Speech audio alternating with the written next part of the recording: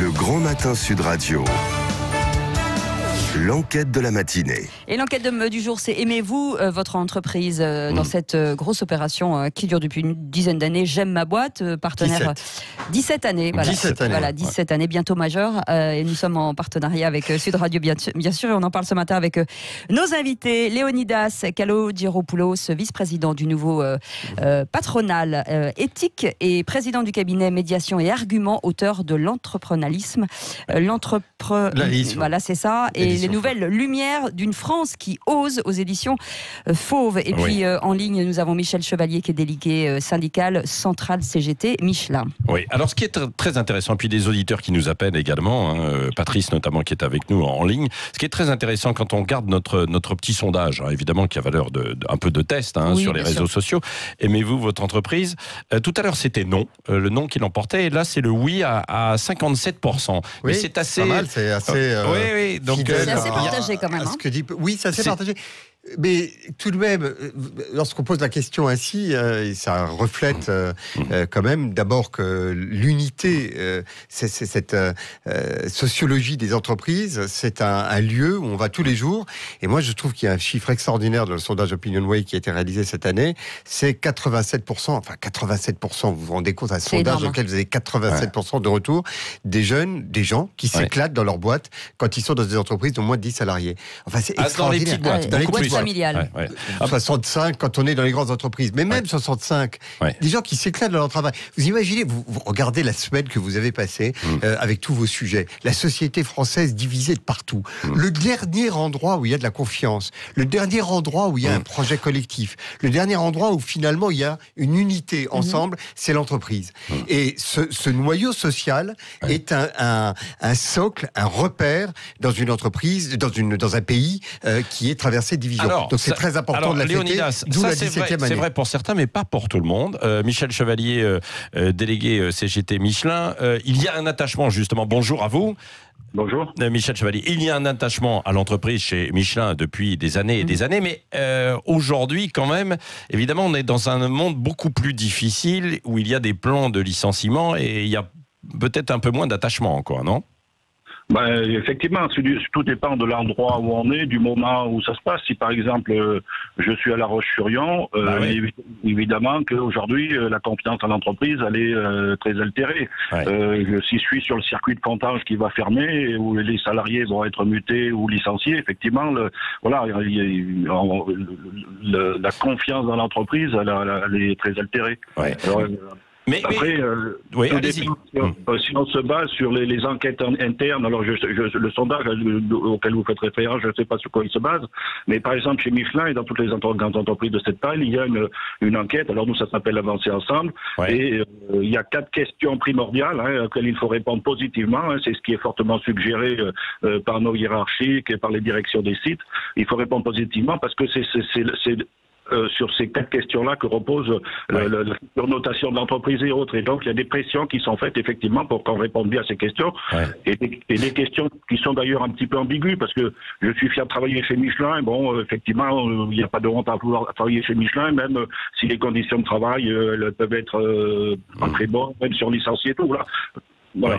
Mais Michel Chevalier, indépendamment donc de la prise de position syndicale que vous pouvez avoir, il y a quand même souvent un attachement à la boîte quand on travaille, et y compris dans des grandes entreprises comme Michelin et comme d'autres. Y compris pour un salarié syndiqué comme vous, j'en suis certain. Oui, aussi Michel Chevalier, vous êtes attaché vous aussi à l'entreprise, non ?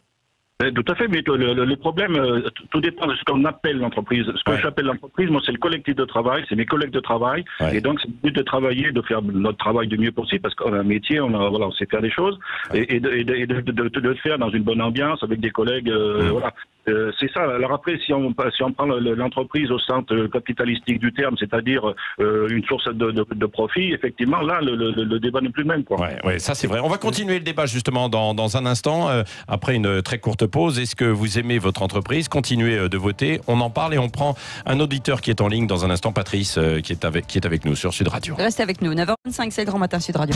Le Grand Matin Sud Radio. L'enquête de la matinée. Et cette enquête qui nous mène à l'entreprise. Aimez-vous votre entreprise? Parce qu'aujourd'hui, c'est la journée, c'est J'aime ma boîte, vous le savez, on en parle suffisamment. On en parle avec Leonidas Kalogeropoulos, qui est vice-président du mouvement patronal éthique, et avec Michel Chevalier, qui est délégué syndical central CGT Michelin. Et puis on a un Patrice au téléphone qui aimerait bien intervenir et qui nous a appelé au 0826 300 300. Bonjour Patrice. Patrice. Oui, Bonjour. Bienvenue sur Sud Radio. Oui, merci. Bon, est-ce que vous aimez votre boîte, vous? Écoutez, la question elle est un peu formatée, elle est un peu, disons, il y a une limite droite, une limite gauche, ça m'embête un peu. Ouais. Moi j'aime ma boîte si ma boîte me traite bien. Ça c'est vrai, ça c'est vrai. Et en fonction du positionnement au sein de ma boîte, je vais être heureux ou pas heureux. L'entreprise c'est sûrement un mal nécessaire pour les employés et c'est sûrement un bien peut-être pour quelques dirigeants, mais d'une façon nécessaire à bon bonheur, je ne suis pas certain. Mais pardon Patrice, mais c'est Leonidas qui vous parle, juste, au-delà de est-ce que c'est bien pour les salariés ou le patron dans une opposition un peu caricaturale, est-ce que c'est pas tout simplement très bien d'avoir tous les jours des gens que l'on retrouve avec qui on travaille en collaboration, des confrères, des échanges, des rapports humains. C'est le noyau social et humain le plus stable, le plus répandu, celui qui donne des objectifs. Enfin, est-ce que au-delà des rapports que vous pouvez avoir avec votre patron, est-ce que votre entreprise et vos confrères, c'est pas quelque chose que vous aimez retrouver tous les jours? Et finalement, non pas un mal nécessaire, mais un bien nécessaire. Patrice, Ouais, moi, ça peut être une force humaine comme une faiblesse humaine. Ça dépend des comportements des uns et des autres. Et après, dans une entreprise, il y a quand même, vous me parlez de caricature, mais il y a quand même souvent une dichotomie entre les personnes qui dirigent et les personnes qui exécutent. Les personnes qui dirigent ont un but et les autres exécutent. Bon, est-ce qu'il y a une osmose dans une entreprise? C'est pas toujours certain. Est-ce que les gens aiment leur entreprise? C'est pas toujours certain non plus. Il y a aussi une contrainte du travail. Il y a aussi des gens qui travaillent pour des choses qu'elles n'aiment pas faire. Voilà, c'est un peu. Vous parlez de caricature. Bon, je suis tout à fait d'accord. C'est assez caricatural de dire j'aime ma entreprise. Non, mais c'est vrai parce que c'est. D'ailleurs, il y a véritablement débat. C'est pour ça que la question mérite d'être posée. J'aime ma boîte ou je l'aime pas. Et puis ça permet, à travers cette opération, de se poser des questions. Mais vous avez raison, rapport à sa société, par rapport à son entreprise et par rapport à ce que nous on est. Et c'est vrai que moi je comprends ce que vous dites, Patrice, c'est-à-dire qu'à un moment donné, dans certaines boîtes, on y va pour bosser, mais on a envie de rentrer chez soi. Et ça dépend de ce qu'on apporte à l'entreprise et ce qu'elle nous apporte.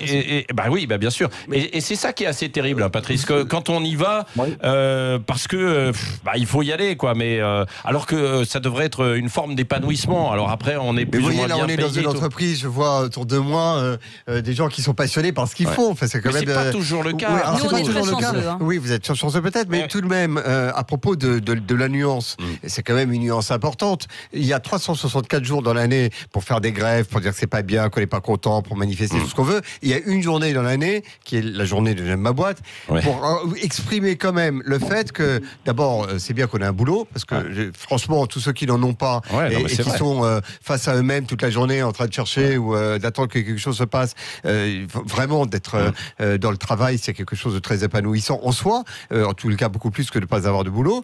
Ensuite, moi je trouve encore une fois ce chiffre extraordinaire, 87%, enfin c'est des sondés, le sondage il a été fait par Opinionway, 87% des sondés dans des boîtes de moins de 10 salariés qui disent s'éclater, c'est fabuleux. Dans les boîtes de moins de 10 salariés. De moins de 10 salariés. Dans les grandes. Patrice, dans les grandes, c'est 64%, c'est pas mal non plus. Oui, Patrice, Patrice et Michel Chevalier, Patrice.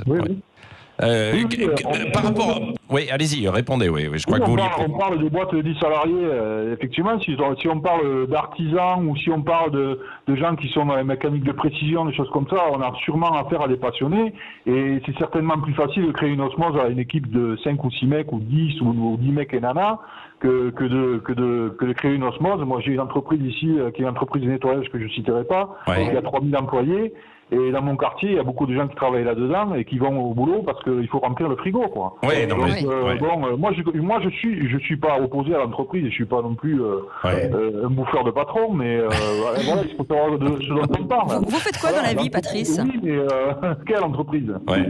Patrice, vous faites quoi dans la vie?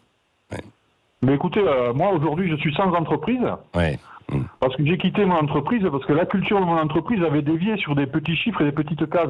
Ouais. Voilà. J'étais gendarme et j'ai exercé ce métier avec passion pendant beaucoup d'années parce que c'était un métier justement où la dimension humaine était importante et intelligente.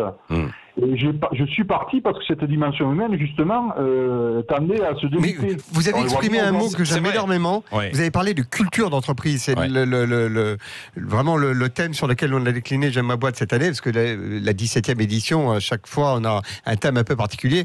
La culture d'entreprise, c'est quelque chose de fondamental. Lorsque il y a une culture commune, lorsqu'il y a des valeurs partagées, lorsque ensemble, on s'intéresse à ce que chacun peut apporter et qu'on le partage. Vous voyez, par exemple, il y a des opérations de dons de livres entre confrères qui sont organisées. Vous savez, J'aime ma boîte, c'est pas une grande manifestation dans la rue, c'est toutes les boîtes qui font la fête avec un café le matin, un déjeuner, une fête collective. Bon. Mais la culture d'entreprise, vous avez raison, c'est quelque chose qui est fondamental. Ouais. C'est ce qui donne un socle, un liant au-delà des résultats et du salaire. C'est vrai, Léonidas, mais ça avait tendance peut-être aussi, et dans certaines boîtes, à se perdre en fait un petit peu, où donc il y a de la notion de rentabilité. Probablement plus elles sont petites et plus on le développe. Oui, et c'est ça. Puis il y a eu la mondialisation. C'est bien ça dont on parle en fait. Ouais. On est sur un discours sémantique. On nous parle de culture d'entreprise. On nous parle très souvent de RH ressources humaines. Mais attendez. Mais les RH, dans la plupart des entreprises, ils sont pas là pour gérer des problèmes, ils sont là pour virer des gens. C'est vrai. Le discours sémantique, il est vachement limitatif, quoi. C'est vrai. Mais merci Patrice. Un mot encore, Michel Chevalier, qui est en ligne avec nous. Vous avez dû observer finalement ce que vous observez souvent dans les entreprises, Michel Chevalier, non ? C'est-à-dire que d'un côté, on défend cette culture d'entreprise, et puis les autres qui ont sentiment un peu de défiance, quoi, aussi. Non ? Oui, mais alors simplement sur le travail pour moi c'est un lien social, et ça c'est très important parce que on voit bien quand on n'a pas de travail, on est isolé, on perd un peu de ce lien social. Complètement. Voilà. Et donc effectivement après moralement, physiquement, tout ça, il y a des conséquences. Donc le travail c'est bien un lien social. Mais le problème après c'est comment est vécu le travail. S'il est vécu comme une souffrance ou comme effectivement une source d'épanouissement.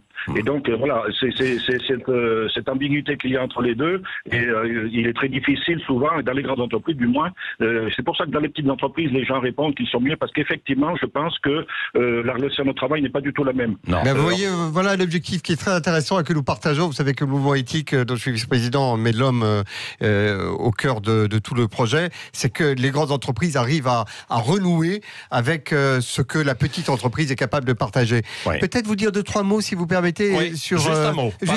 Alors, un peu deux ou trois. D'abord que sur un certain nombre d'objectifs communs, comme la lutte contre le gaspillage et les actions pour l'environnement, dans les entreprises, et ça aussi c'est un enseignement du sondage Opinion fabuleux, 78% pensent que c'est un objectif qui doit être partagé par tout le monde, de la direction au cadre, aux salariés.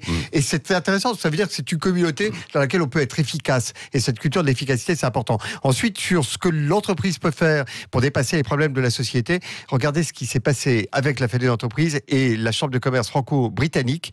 Ils ont lancé My Company's Great. J'aime ma boîte aujourd'hui. L'Angleterre et la France en plein Brexit, c'est un symbole fabuleux. Voilà, des entreprises, des entrepreneurs qui arrivent à transcender les grandes tensions et les grands conflits qu'il y a dans nos sociétés. C'est pas toujours évident. C'est pas toujours évident, et donc quand ça réussit, il faut le souligner. Merci beaucoup, Léonidas, d'avoir été avec nous. Vous êtes on termine à 56%. Vous voyez, ça progresse. On finira la journée à 75.